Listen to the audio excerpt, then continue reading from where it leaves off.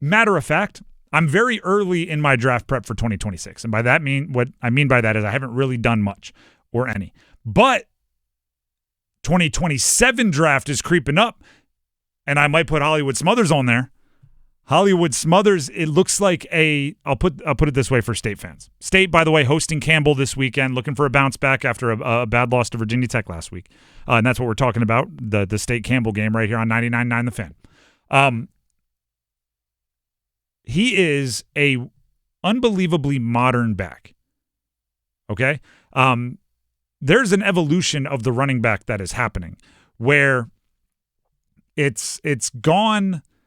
Even like Derrick Henry is a throwback, and he's still one of the best running backs in the league. But it's just becoming more and more rare to have a guy that, you hand it off between the tackles and he can run through arms tackles. There are a few of them. Genty is a big tackle breaker.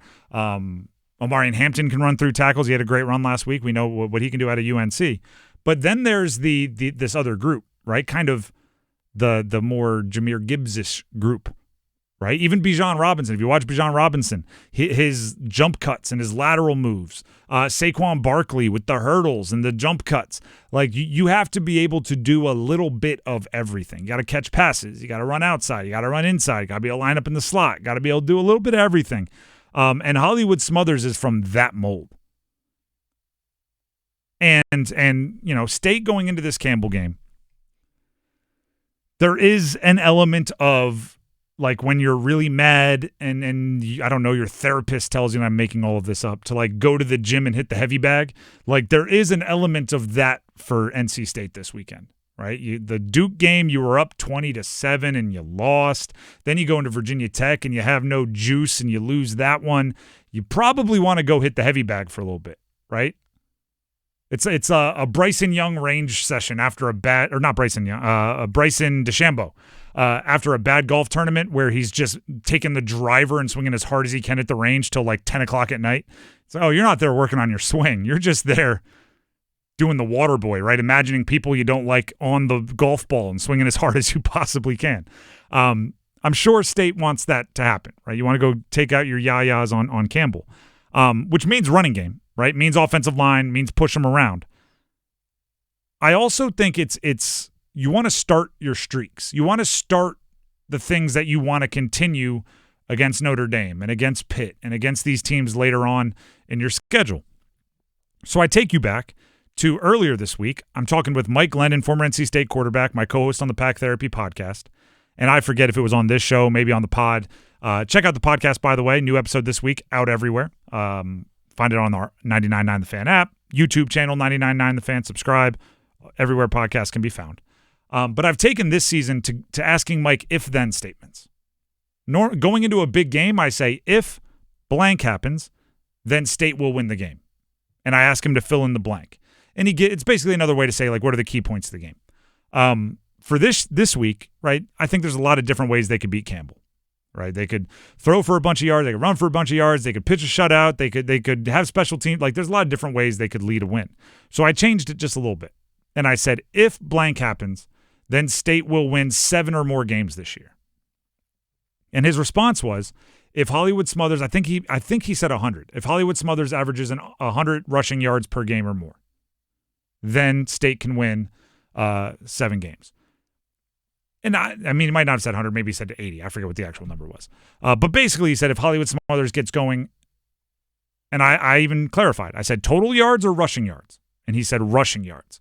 He wants State's offensive line and the running game to get going, and basically off of that, he's confident that C.J. Bailey in the passing game can have success, and you can control the ball, give the defense time to rest, and everything else.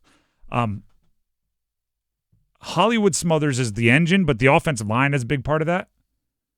And if you want to be able to be a running team, if you want to major in running, if you want your identity to be running the football, it's probably smart to start it against Campbell than it is to reestablish it. I know you did it well earlier in the year. Reestablish it against Campbell than to reestablish it against Notre Dame, or to reestablish it against Georgia Tech, or to reestablish it against Miami, or whoever else is remaining on your schedule. And then the beauty of the Hollywood Smothers thing is you don't need to give him 3 yards across the line of scrimmage before contact. but you got to give him one. You know what I mean? There's some of this going on with Ashton Genty in the NFL, where through the first 3 games, he was averaging minus 1.3 yards before contact. Like he was on average on his handoffs getting hit over a yard into the backfield.